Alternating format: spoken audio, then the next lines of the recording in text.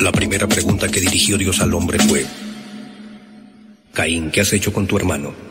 Fernando Savater, esta semana en El Ciudadano Caín, la pregunta universal, el cuestionamiento de todos los tiempos. Fernando Savater habla. Lo que hay que luchar es contra esa idea de que los ricos quieren la riqueza. No, los ricos no quieren la riqueza, los ricos quieren una forma mutilada de riqueza. Fernando Savater, filósofo, escritor, catedrático. Es de necios confundir las cosas que tienen precio con las cosas que tienen valor. Hay cosas que son riqueza, que tienen valor y que no se pueden calcular económicamente. Con la tarea de entender al mundo. Es imposible que no existan drogas en el mundo. Es decir, lo único que pasa es que tenemos que o bien convivir malamente con ellas y todas las drogas están prohibidas y perseguidas, o bien intentar educar y formar y preparar para distinguir el uso del abuso. Fernando Savater en El Ciudadano Caín. Hoy la muerte se ha convertido en algo suficientemente raro como para que salga en el periódico. Caín está siendo cuestionado una vez más en 985. Sean juez y parte. Yo diría que nuestra época es particularmente poco violenta. La historia de Caín y Abel de pronto cobra relevancia. Aun cuando han pasado miles de años desde que Caín matara a Abel, los cuestionamientos siguen siendo los mismos y sobre todo las deudas aún quedan pendientes. Hay personajes de diferentes disciplinas que tienen la facultad para responder a ciertas dudas. Es por eso que el ciudadano Caín se ha dado a la misión de sentarlos frente a ustedes para preguntarles por la venganza, la superioridad, la ambición, la traición, el crimen, el castigo, la miseria y la compasión. En pocas palabras, ¿qué han hecho los hombres con sus hermanos? Como alguna vez se le preguntó a Caín qué había hecho con Abel. Ahora que estuvo Fernando Savater en la Ciudad de México presentando su último libro A Caballo entre Milenios, tuvimos oportunidad de entrevistarlo y así aprovechar para que él inaugure este programa. Y entonces le preguntamos sobre la globalización, sobre las drogas, sobre el presidente Bush, sobre la educación, sobre la libertad y un montón de cosas que solamente Savater podría responder como lo hace, ya que se le llama filósofo de lo cotidiano y de lo no tan cotidiano. Es escritor, es catedrático y tiene muchas cosas que decir y las dice en esta primera emisión del Ciudadano Caín. Caín, ¿qué has hecho con tu hermano? Lo primero que le preguntamos a Fernando Savater fue sobre su último libro que se llama A Caballo entre Milenios, sobre todo porque el propio Savater dice que es un capricho o un pretexto para hablar de las carreras de caballos. Entonces le dijimos, bueno, ¿no son también las carreras y el libro un pretexto para hablar de otras cosas? Y esto es lo que nos respondió. Acercarse a la vida así de frente es como muy complicado, ¿no? Pasa un poco, yo he citado a veces el ejemplo de Perseo, que cuando tuvo que ir a cortarle la cabeza a la medusa, como a la gorgona, a la medusa, no se la podía mirar de frente porque convertía en piedra a todos los que la miraban de frente, entonces tuvo que utilizar su escudo para que se reflejara en el escudo y así verla y cortarle la cabeza sin mirarla de frente. Y yo creo que también a la vida nos pasa un poco lo mismo, ¿no? Si nos empeñamos en intentar captarla directamente, pues yo creo que nos petrifica, nos aniquila. En cambio, si la miramos a través de alguna otra cosa, a través de la metáfora que presenta alguna otra cosa, pueden ser las carreras de caballos para el que le gusten, el ajedrez, el fútbol, la filatelia, lo que sea, ¿no? Entonces, a partir de eso, volvemos a reinterpretar todo lo demás, pero con esa especie de maqueta, de pequeño, digamos, de pequeño ejemplo, ¿no? A partir de lo cual montamos todo lo demás sin quedarnos abrumados por ello. Y en mi caso, pues yo he utilizado de esa forma las carreras de caballos, supongo que otros utilizan otros mecanismos, ¿no? En algún momento de A Caballo entre Milenios hace Fernando Savater una referencia sobre las carreras de caballos como una metáfora de la vida. Sobre ese cuestionamiento respondió. Todo lo que implica riesgo, emoción, empeño y sobre todo gratuidad, es decir, bueno, uno no tiene por qué hacer carreras de caballos y tampoco tiene por qué vivir, ¿no? Los juguetes, los juegos se nos parecen porque no tienen razón de ser. Y lo mismo que nosotros vivimos sin por qué, los juegos también son sin por qué. Entonces, de alguna manera en los juegos nos reconocemos, ¿no? Cuando estamos haciendo cosas necesarias, imprescindibles, para mantenernos vivos, para alimentarnos, etcétera, etcétera, bueno, pues todo eso seguimos nada más el ciclo de la naturaleza que nos condiciona. Pero cuando hacemos cosas sin por qué, cosas simplemente por el gusto, por la emoción, por el capricho, entonces estamos realmente comportándonos como humanos. Y en ese sentido las carreras son una metáfora de la vida. Fernando Savater considera que muchas veces es más interesante escuchar a alguien hablar cuando se refiere a lo que realmente le interesa y por lo tanto domina, que cuando intenta opinar sobre los grandes temas que en realidad desconoce. Para el ciudadano Caín, Fernando Savater respondió: a mí siempre me ha gustado que la gente me hable de las cosas que de verdad le gustan. O sea, no decir, bueno, ¿qué piensa usted de la guerra en Oriente Medio? Bueno, yo comprendo, la guerra en Oriente Medio es algo importantísima, pero la mayoría de las personas no tenemos ningún interés especial o directo en ella, solo sabemos cosas por los periódicos, no tenemos ni noticias muy directas del asunto, y lo que decimos son tópicos, banalidades, cosas piadosas, etc. Pero claro, cuando alguien habla de una cosa que le apasiona realmente, una cosa que le preocupa, que le obsesiona, a la cual dedica su esfuerzo, que ha llegado a dominar, entonces es muy interesante. Siempre se dicen cosas interesantes, siempre se aprenden cosas interesantes. Como profesor de ética en la Universidad Complutense de Madrid y otros lugares, Fernando Savater ha tenido contacto con los más jóvenes y sobre todo con los temas que más les interesan a los jóvenes. Entonces le preguntamos sobre los reality shows, si van a hacer que la gente se interese menos, por ejemplo, en las noticias, sobre todo los que son más jóvenes. Digamos, la persona que... Primero, que una persona se puede interesar por cosas diferentes. Tampoco a una persona le pueden gustar leer novelas policíacas y en sus ratos libres a Proust, ¿no? O le pueden gustar las películas de Spielberg y las de Dreyer. No todos llevamos una dieta única, ¿no? O sea, que me parece que podemos comer de todo. Y entonces habrá mucha gente que pueda ver esas cosas y también que vea las noticias. En el caso de los jóvenes, yo conozco algunos experimentos en España, en concreto hay uno en la televisión 2, el canal, digamos, estatal, pero la segunda cadena, que tiene un telediario que intenta ser un telediario un poco diferente a los telediarios habituales, ¿no? Y entonces es un telediario que tiene mucho éxito, un telediario nocturno, presentado de forma más juvenil, más desenfadada, con noticias que son las noticias importantes, pero siempre contadas desde un sesgo un poquito diferente, introduciendo elementos distintos. Yo creo que eso es un experimento que se puede hacer. Es decir, en vez de ese tipo de información estereotipada, siempre igual, etcétera, que a lo mejor está bien, digamos, que haya unos programas de información estándar y luego algunos otros que vayan buscando un poco un cierto reverso de la actualidad, otro aspecto de la actualidad, y eso podría atraer la atención de más gente. Llama la atención que a pesar de su constante interés por los temas de actualidad, Fernando Savater nunca ha sentido afecto por la música nueva, ni en su juventud le importaron los Beatles o los Stones.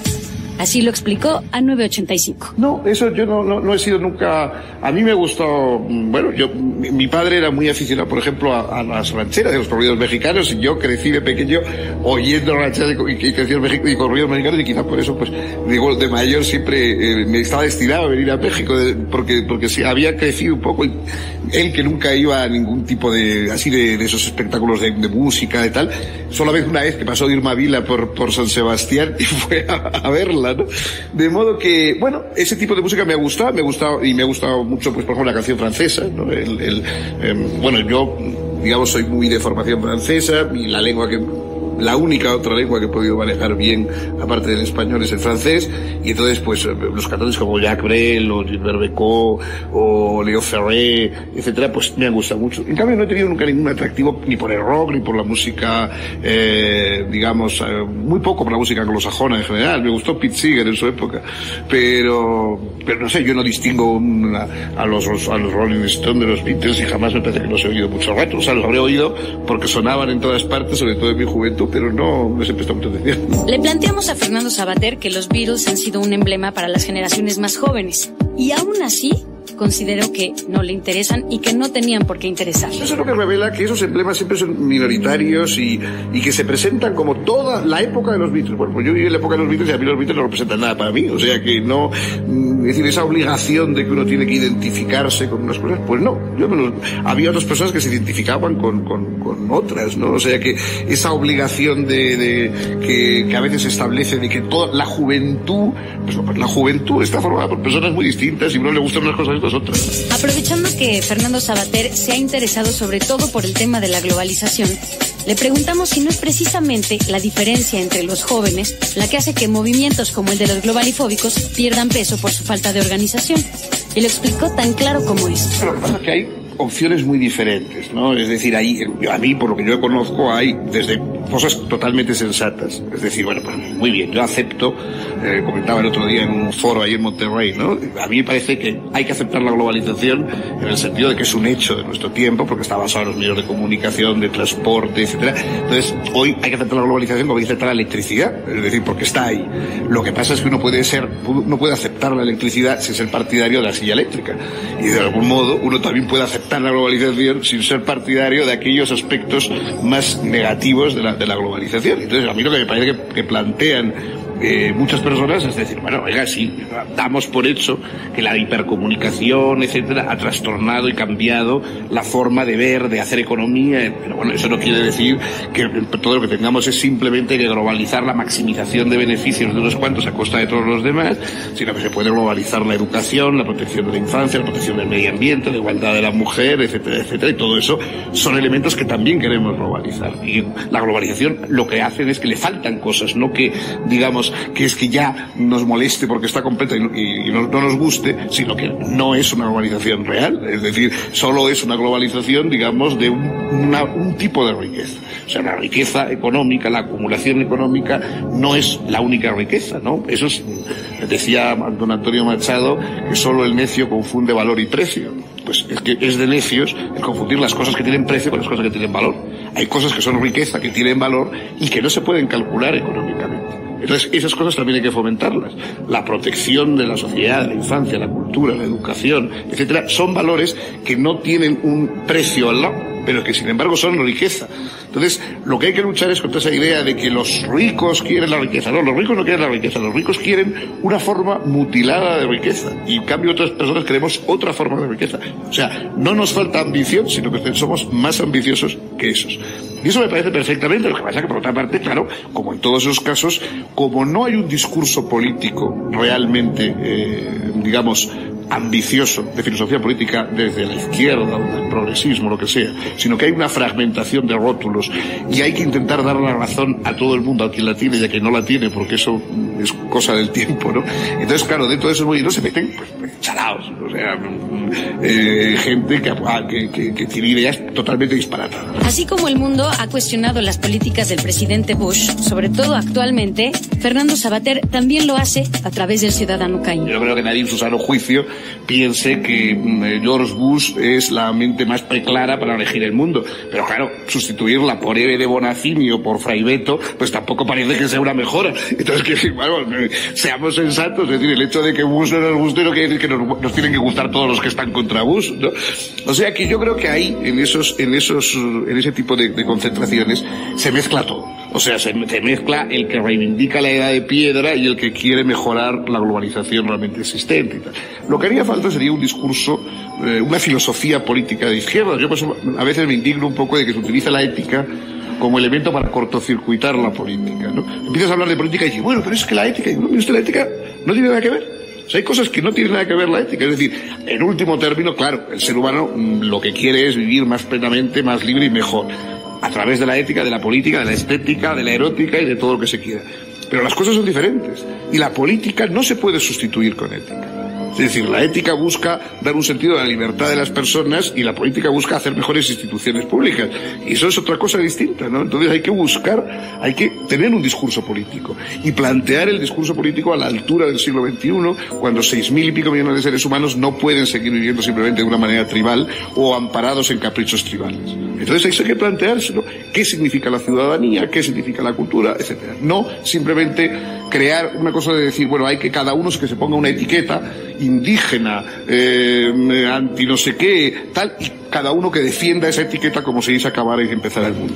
Hablando de globalizar los derechos humanos, Fernando Savater cree que la Corte Penal Internacional es una instancia elemental para que el mundo funcione. Claro, es que esas son las instituciones que hay que buscar. Por ejemplo, a partir de lo del 11 de septiembre, se ve claramente la necesidad de que los países no pueden vivir unos de espaldas a otros. Ni siquiera los más poderosos pueden prescindir de los demás. Es decir, hoy efectivamente vivimos ya en un mundo global, pero en un mundo en que se ha globalizado, pues eso, los beneficios del capital especulativo, pero no se han globalizado otras ventajas que tendrían que globalizarse, como es, por ejemplo, la justicia o la educación, etcétera. Entonces, eso es lo que hay que intentar apoyar. Es decir, hay que intentar apoyar aquellas instancias que rompan esta fragmentación del mundo y que justifiquen derechos a escala de humanidad y no solamente a escala de grupos privilegiados. Si no se dan las paradojas de que, por ejemplo, Estados Unidos alienta entusiásticamente que juzguen a Milosevic en La Haya y ellos no firman, en cambio no reconocen los tribunales penales internacionales, con lo cual, claro, o sea, La Haya está muy bien para juzgar a Milosevic, pero en cambio, por si acaso Estados Unidos no lo suscribe, no vaya a ser que vayan a juzgar a alguien también de su propio bando, ¿no? Bueno, pues es que eso es lo que no puede ser. Es, mientras haya eso, habrá esta sensación de injusticia en el mundo y habrá esa sensación de inseguridad, porque donde hay injusticia hay inseguridad.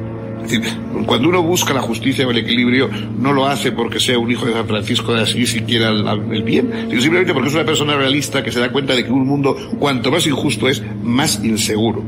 Y que los Estados Unidos son los primeros que deberían darse cuenta de que intentando de alguna manera crear una barrera protectora, de decir, nosotros imponemos al mundo lo que tienen que hacer y nos mantenemos al margen sin que esas leyes sirvan para nosotros, lo único que están haciendo es poniéndose en peligro ellos y su población, porque efectivamente contra ellos va a revertir todo el tipo de frustraciones que hay en el mundo, justificadas o injustificadas. De modo que si se integraran en las instituciones internacionales, perderían ese carácter de blanco de todas las iras de los que están en contra de la modernidad o del orden, etcétera, etcétera. Pero hoy parece que hacen todo lo posible por convertirse en blanco de los extremistas, ¿no? Esa política, digamos, que quiere ser arrogante, pragmática, etcétera, y en realidad es una política profundamente irrealista, que poco a poco tendrán que cambiar, pero que antes les puede costar pues una media docena de incidentes como de las Torres Gemelas. No es uno, sino varios los países, por mencionar algunos como Colombia, España, México o Estados Unidos, en donde por distintos móviles las mafias, sean estos terroristas, la delincuencia organizada, nos tienen de alguna manera secuestrados. ¿Se nos puede denominar como la generación del miedo? A esto respondió Sabater. No, todas las épocas ha habido miedo. O sea, en nuestra época, yo diría que nuestra época es particularmente poco violenta en relación con otras. Lo que pasa es que ahora tenemos unos medios de destrucción quizá mayores de los que ha habido nunca, y también somos muchos más, y por lo tanto se acumulan los cadáveres con más facilidad. Pero bueno, yo creo que en otras épocas ha habido mucha más violencia de la que hay ahora. Todavía a comienzos del siglo XX en Europa, que era una parte privilegiada del mundo, la primera causa de muerte de las personas entre los 25 y los 35 años de los varones era la muerte violenta, la mano airada, el asesinato, la guerra, etcétera, ¿no? Por ahí moría la mayor parte de los jóvenes. Es decir, hoy la muerte se ha convertido en algo lo suficientemente raro como para que salga en el periódico, ¿no? Encontramos a un bebé en un tacho de basura y eso sale en el periódico. En la época del Imperio Romano ocurría cada mañana y nadie se molestaba en contárselo a los demás porque todo el mundo sabía qué pasaba y no nadie le daba importancia. Entonces, nuestra época no es que sea especialmente violenta, es que, como es lógico, hemos alcanzado una sensibilidad mayor. O sea, decimos, ¿por qué tiene que seguir siendo así?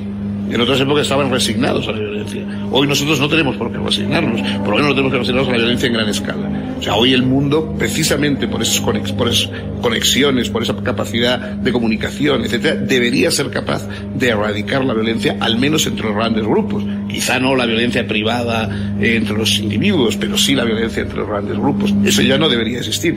Hay medios disuasorios que deberían estar centralizados a escala mundial para impedir que conflictos como Oriente Medio, como otros, tuvieran lugar. Hoy ya hay medios para eso no es un sueño. En otras épocas era un sueño, nadie podía ir a poner paz allá al otro extremo del mundo porque entre que iba y venía se acababa el conflicto y empezaban otros 10, pero hoy sí se pueden resolver esas cosas, ¿no? Entonces, nuestra indignación no es que tengan más miedo o menos miedo, sino que verdaderamente el miedo se va haciendo más difuso, porque antes creíamos que el miedo era un país frente a otro. Y hoy todas las guerras son guerras civiles, porque vivimos en un solo mundo, en el fondo. Entonces, la prueba de que vivimos en un solo mundo es que todos los conflictos se van convirtiendo en conflictos civiles. Están escuchando en 985 El Ciudadano Caín. La primera pregunta que dirigió Dios al hombre fue: Caín, ¿qué has hecho con tu hermano? Fernando Sabater, esta semana en El Ciudadano Caín, la pregunta universal, el cuestionamiento de todos los tiempos. Fernando Sabater habla. Lo que hay que luchar es contra esa idea de que los ricos quieren la riqueza. No, los ricos no quieren la riqueza, los ricos quieren una forma mutilada de riqueza. Fernando Sabater. Filósofo, escritor, catedrático. Es de necios confundir las cosas que tienen precio con las cosas que tienen valor. Hay cosas que son riqueza, que tienen valor y que no se pueden calcular económicamente. Con la tarea de entender al mundo. Es imposible que no existan drogas en el mundo. Es decir, lo único que pasa es que tenemos que o bien convivir malamente con ellas y todas las drogas están prohibidas y perseguidas, o bien intentar educar y formar y preparar para distinguir el uso del abuso. Fernando Savater en El Ciudadano Caín. Hoy la muerte se ha convertido en algo lo suficientemente raro como para que salga en el periódico. Caín está siendo cuestionado una vez más en 985. Sean juez y parte. Yo diría que nuestra época es particularmente poco violenta. Este domingo, 7 de la noche.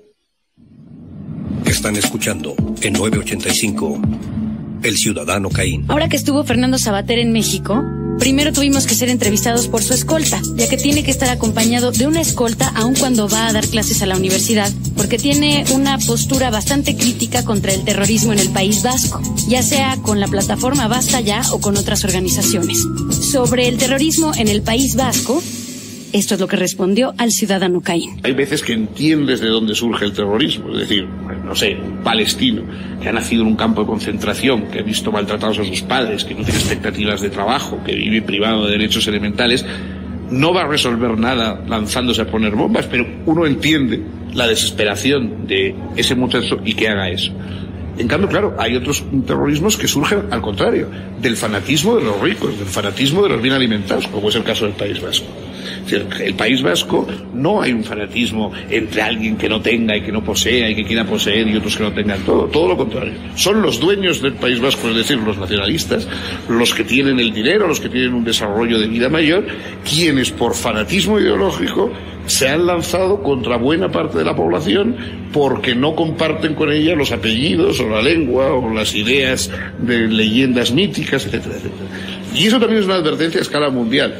Es verdad que cuando se equilibren las injusticias probablemente desaparecerá en buena medida motivos de terrorismo, pero quedarán terroristas surgidos de la abundancia. Es decir, también el fanatismo y la locura pueden surgir de la abundancia, no solo de la pobreza y de la insatisfacción justificada. Entonces, en ese sentido, aunque sea una cosa pequeñita en el mundo, pero el País Vasco es un ejemplo de a dónde puede llegar la perversión de los ricos, no la injusticia de los pobres. Hablando de la injusticia de los pobres, de los menos afortunados, la migración se ha convertido en uno de los grandes fenómenos de este siglo. ¿Cómo va a cambiar el orden mundial a partir de esto? Le preguntamos a Fernando Savater.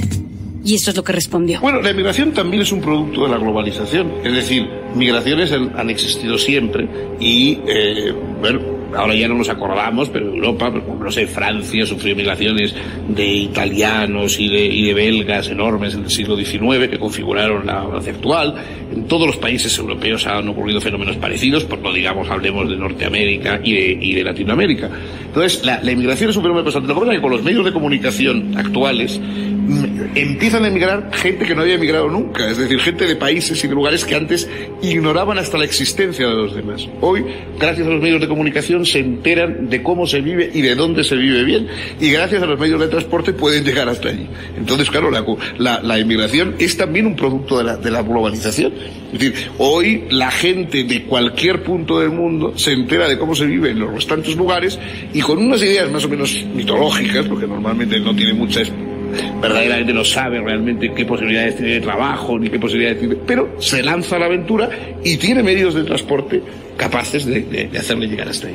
Entonces, la única forma, digamos, de